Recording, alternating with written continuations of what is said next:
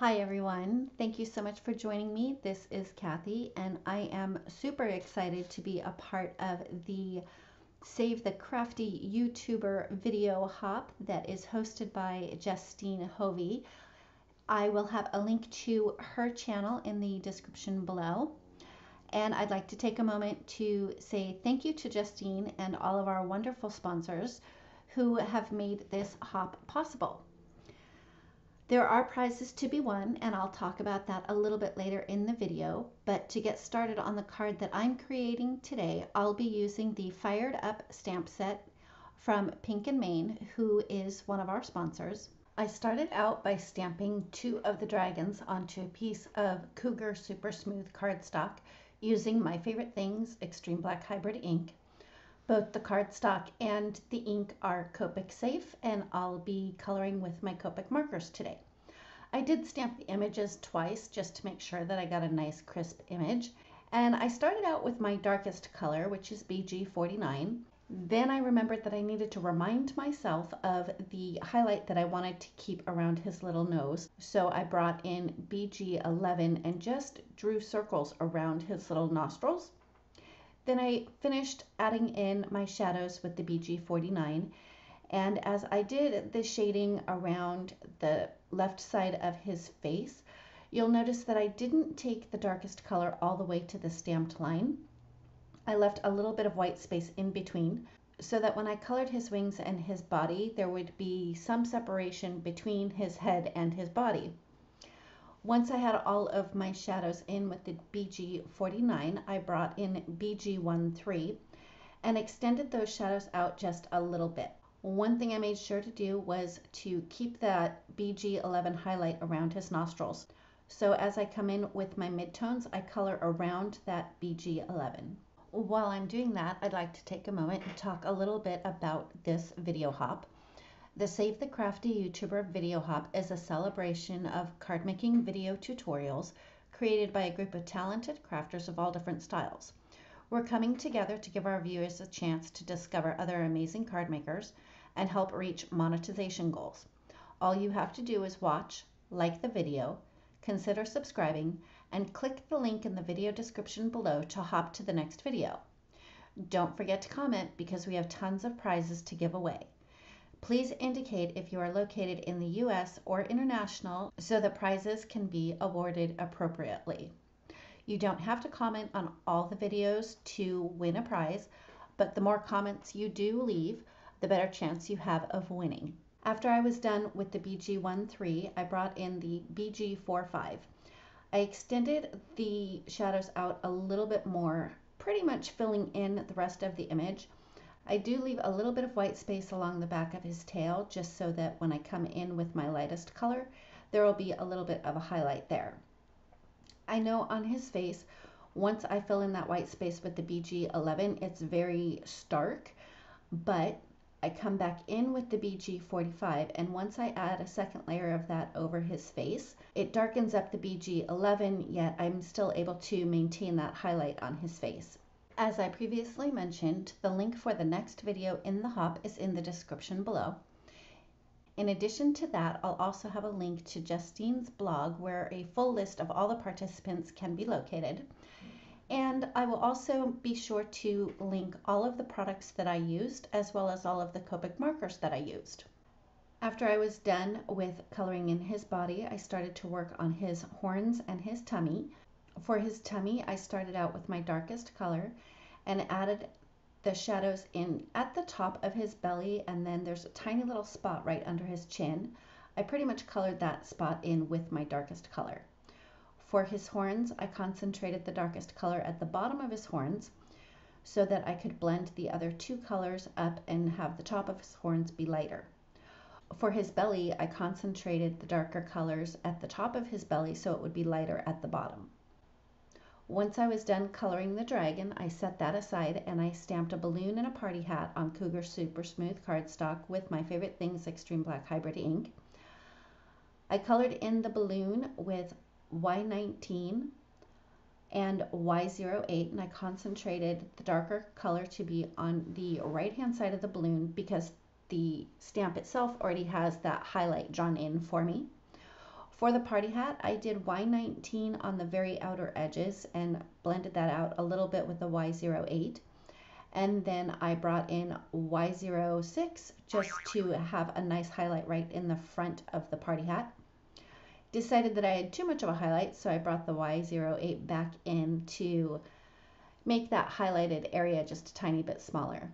I used YR68 to color in the pom-pom of the party hat as well as fill in the polka dots.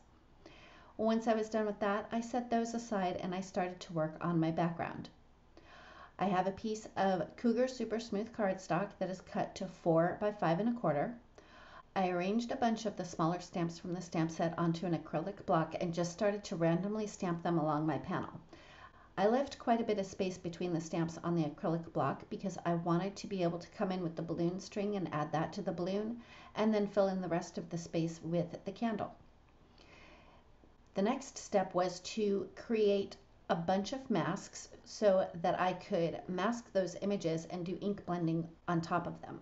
One of the easiest ways to create a lot of masks is to stack 3 sticky notes on top of each other, stamp the images that you need to mask out, and then cut out your masks all at the same time.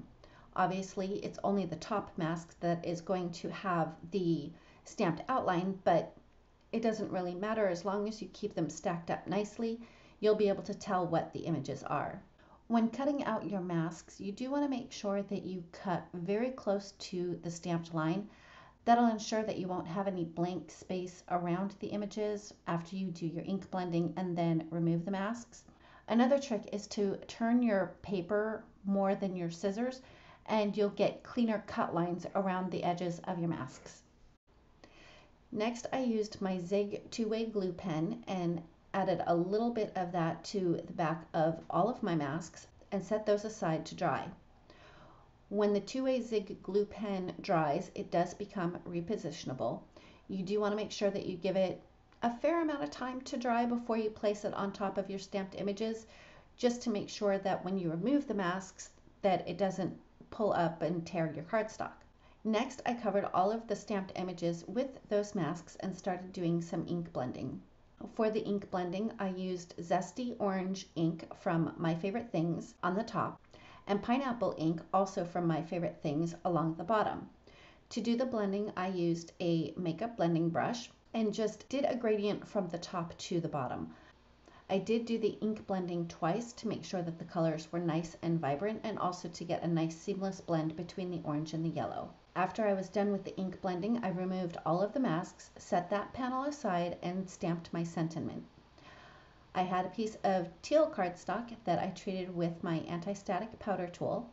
I stamped the sentiment using Versamark ink, and then I coated it with detail white embossing powder. Once it was nice and coated with the embossing powder, I heat set that with my heat tool until the powder was nice and melted and shiny. I wanted to die cut the sentiment using a fishtail banner die. The banner die that I have was too long for that sentiment, so what I did was I die cut one side of it. Then I used a piece of scratch paper and moved the fishtail banner die to the left side so I could run it through my die cutting machine again. I do like to put a piece of scratch paper underneath that for the second run through the die cutting machine, just so that my removable tape has something to hold on to. I wanted to add a string to the balloon, so I lifted up the foam tape a little bit and put a tiny little bit of liquid glue underneath there, and then I pressed a piece of black twine into the glue, pressed the foam tape back down and put an acrylic block on top of that and set it aside just so the glue had some time to grab onto that twine to make sure that it stayed in place. While I was waiting for that to dry, I adhered my stamped panel to a piece of teal cardstock that I had run through my Gemini Junior with a stitched rectangle die. I adhered that to the front of a top folding A2 size note card, and the note card is from 80-pound Nina Solar White cardstock.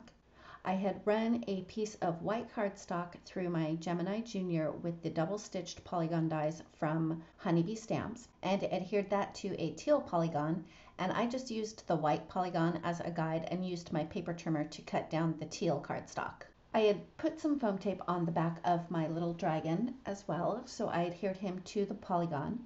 And to make sure that the party hat was flush with the dragon, I used liquid glue at the bottom of the hat to put that on top of his head, and then I had a small piece of foam tape at the top of the party hat. Next, I placed the balloon where I wanted it and then put a tiny little drop of glue on his hand. Then I used my tweezers to kind of move the balloon string over so that it would stick directly on top of his hand.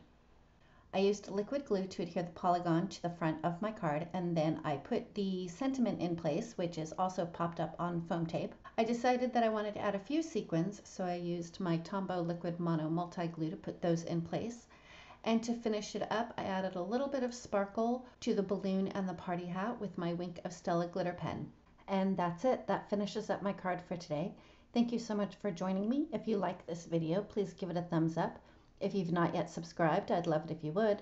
And don't forget to ring the bell so you're notified every time a new video is posted. Finally, thanks again to Justine and all of our sponsors to make this video hop possible. And don't forget to click the link in the description below to check out the video that's next up in the hop. Thanks again, and we'll see you next time.